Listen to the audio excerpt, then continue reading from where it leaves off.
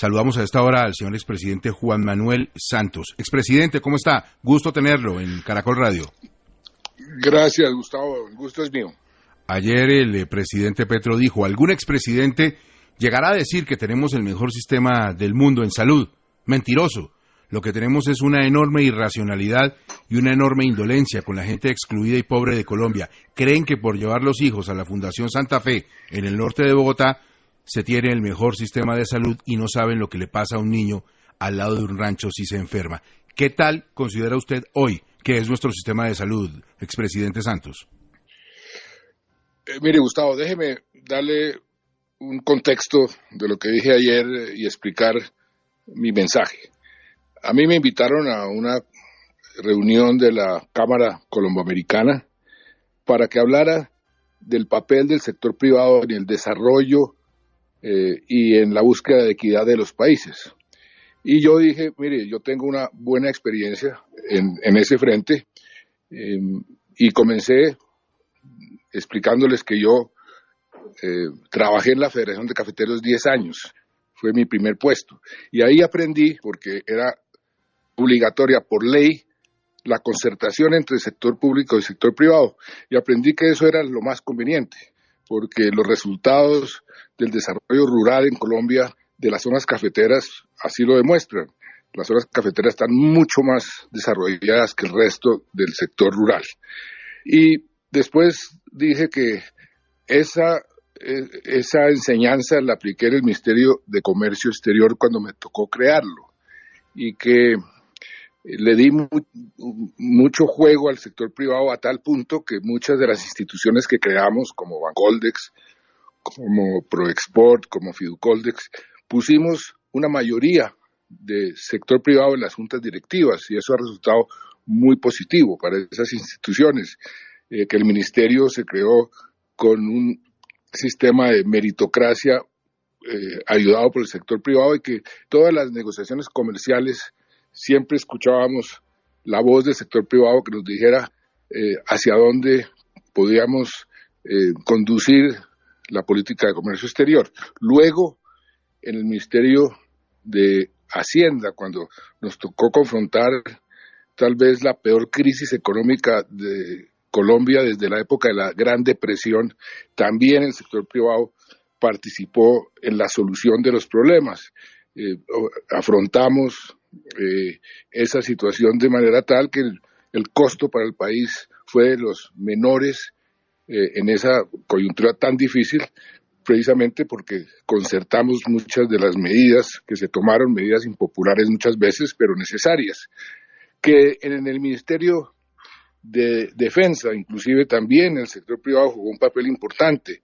Cuando asumí el Ministerio de Defensa fui donde los empresarios les pedí que apoyaran un aumento del impuesto al patrimonio, un aumento muy importante, y pusimos en marcha un sistema, una comisión de muy alto nivel que vigilara cada peso que se invertía en el sector de la defensa y el sector privado participó en la autorización de los contratos, a quién se contrataba, cómo se ejecutaba esa plata.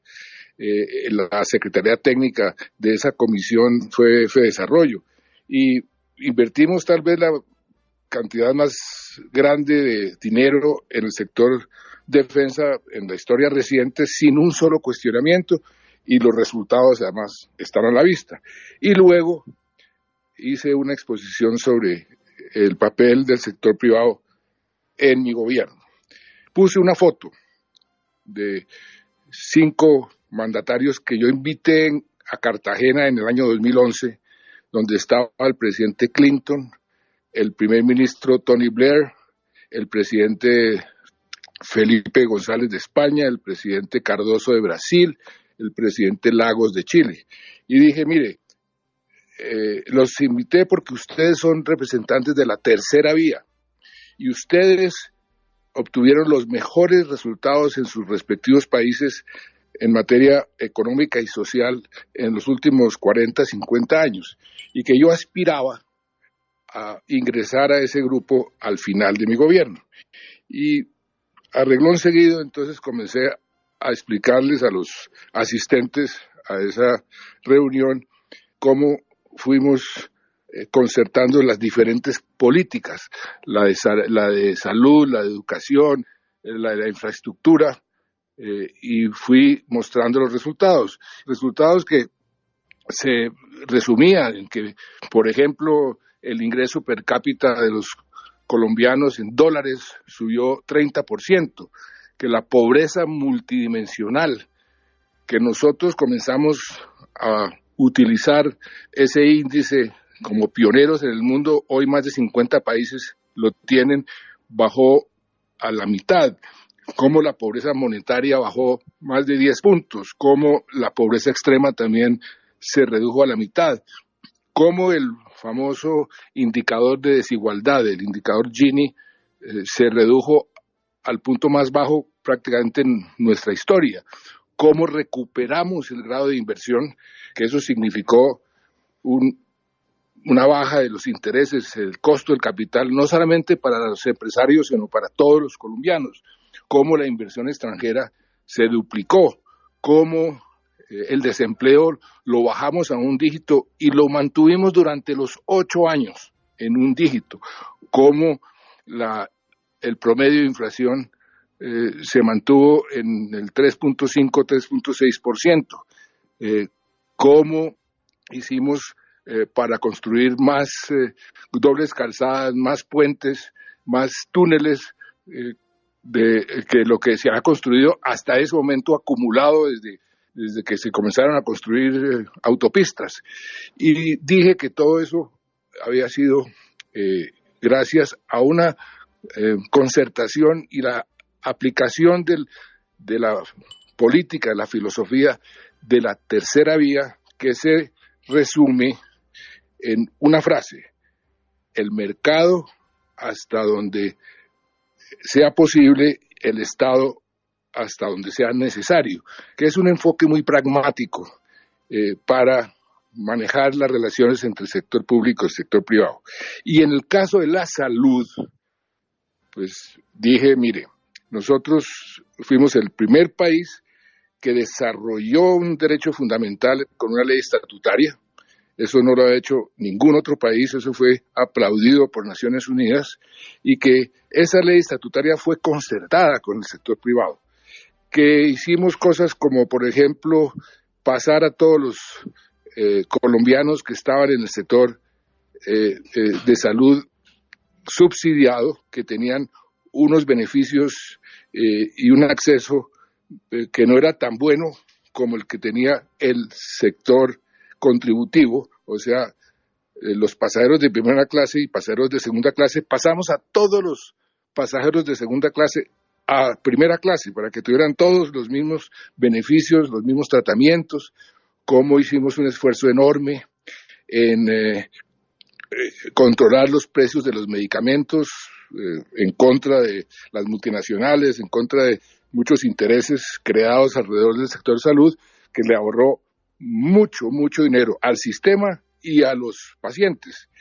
Y en el sector de salud, entonces mencioné, mire, hay publicaciones como la revista Lancet que dice que en ciertos indicadores somos de los mejores del mundo, como por ejemplo, acceso universal. Nosotros ya tenemos acceso universal, más del 95% de la gente tiene acceso al sistema, pues eso es de los mejores del mundo, lo dice la revista Lancet y otras organizaciones como la OECD, que dice que Colombia tiene un sistema de salud mejor, por ejemplo, que el de todos los países de América Latina. Dijimos que el número de tratamientos incluidos en el sistema es de los más generosos. Nosotros tenemos tratamientos incluidos en el sistema que muchos otros países no tienen. Que además, este es un indicador muy importante, el porcentaje de los ingresos de las familias que se le dedica a la salud es de los más bajos y sin duda alguna los más bajos de América Latina y uno de los más bajos del mundo. Y que para qué íbamos a demoler todo lo que se ha construido durante 30, 40 años, que por supuesto que el sistema de salud necesita reformas, no es perfecto. Hay que mejorar toda la medicina preventiva. Prevenir siempre es más barato y más eficaz que después lamentar. Que por supuesto el acceso del sector rural a los sistemas de salud es muy precario y hay que mejorarlo, pero que no hay que patear el tablero y destruir todo lo que se ha venido construyendo. Eso fue lo que dije. Entonces, y algo muy importante, Gustavo, al terminar la intervención, como era una reunión de la Cámara Colomboamericana, puse una foto de George Washington y con una frase expresada por George Washington cuando él se retiró de la política. Él fue presidente 2 veces, le propusieron ser presidente por 3ª vez, dijo no. La democracia debe depender de las instituciones, no de las personas, no de los caudillos, y no se les olvide, dijo Washington, una palabra mágica, una palabra fundamental, una palabra esencial: moderación. Entonces, terminé mi intervención diciendo, ojalá no se nos olvide a los colombianos, a todos, al gobierno, a la oposición, a los partidos políticos, esa palabra, moderación, porque la moderación es lo que permite el diálogo, lo que permite la generación de consensos o la creación de acuerdos, y sin acuerdos y sin consensos las democracias no le pueden solucionar los problemas a la gente. Eso fue lo que dije. Entonces,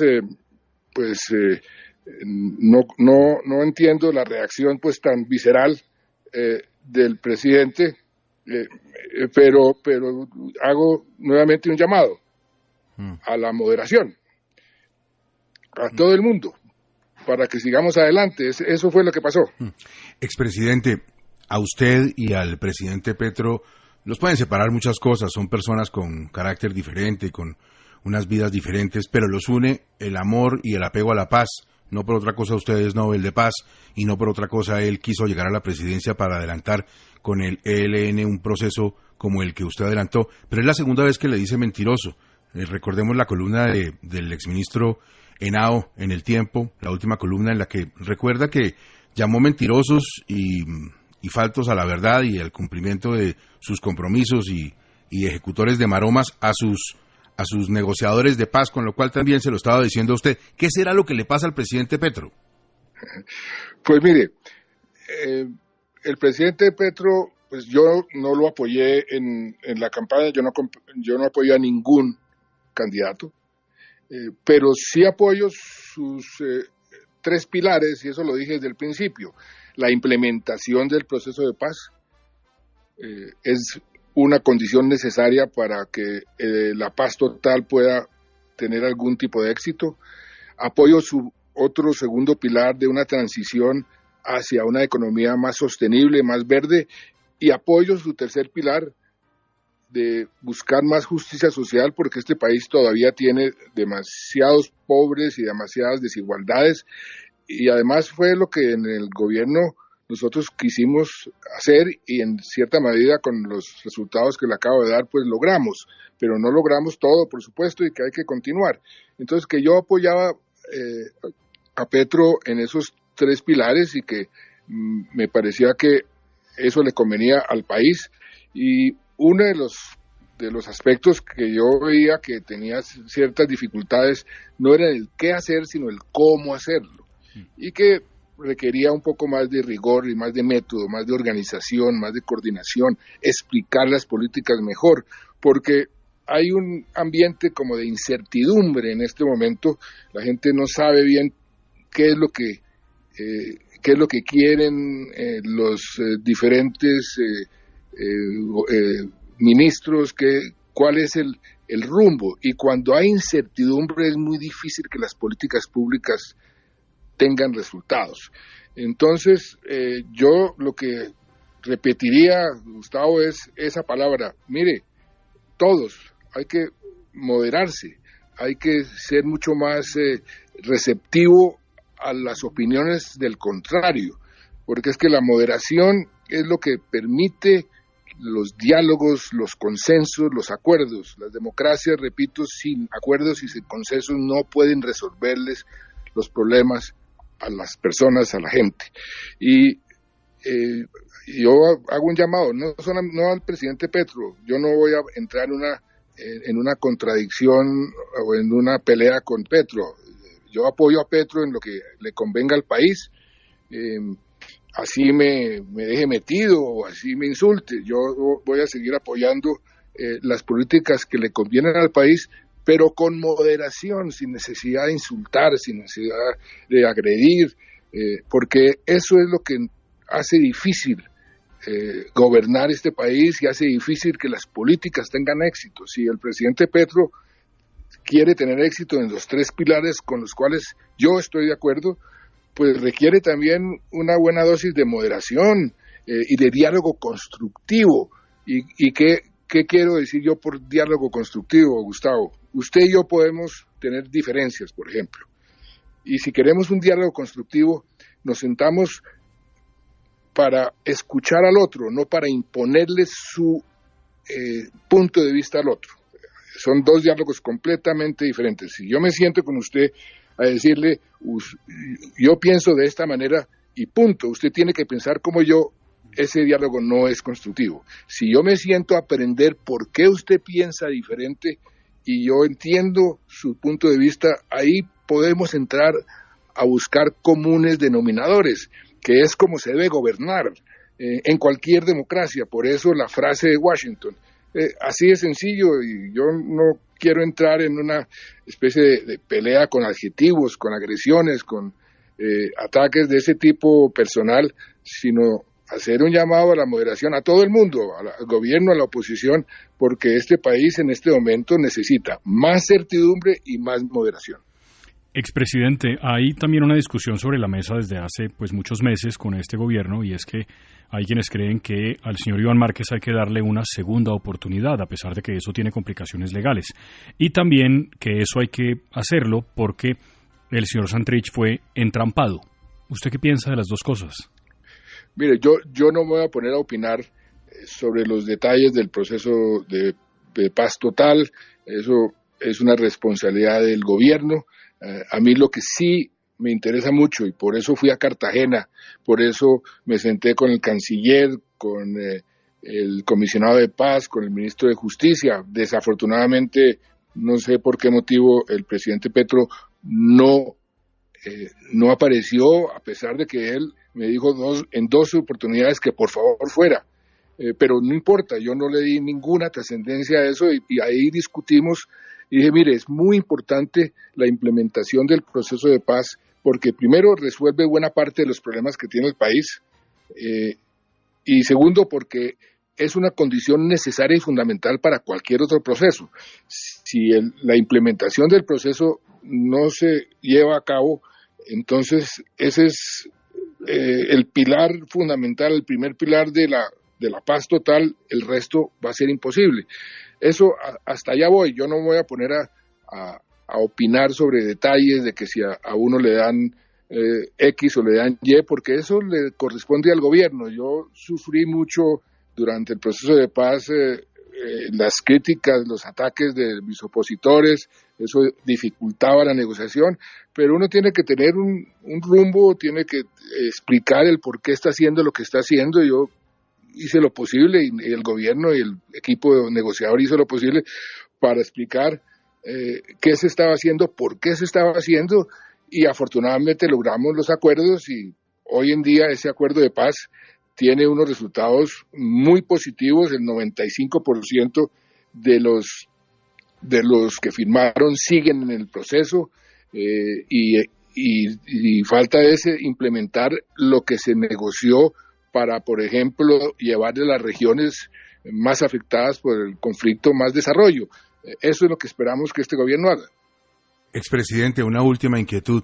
No le voy a preguntar como expresidente ni como gestor de la paz e interesado en esa implementación. Haga de cuenta que como académico y como premio Nobel está en una de esas universidades europeas o de Estados Unidos donde usted cada tanto va, se para un estudiante y le dice: doctor Santos, expresidente, ¿usted cree que una paz total que incluya a grupos delincuenciales sin contenido político, como eso que allá en Colombia llaman el Clan del Golfo, los rastrojos, cree que es posible? ¿Usted qué contestaría?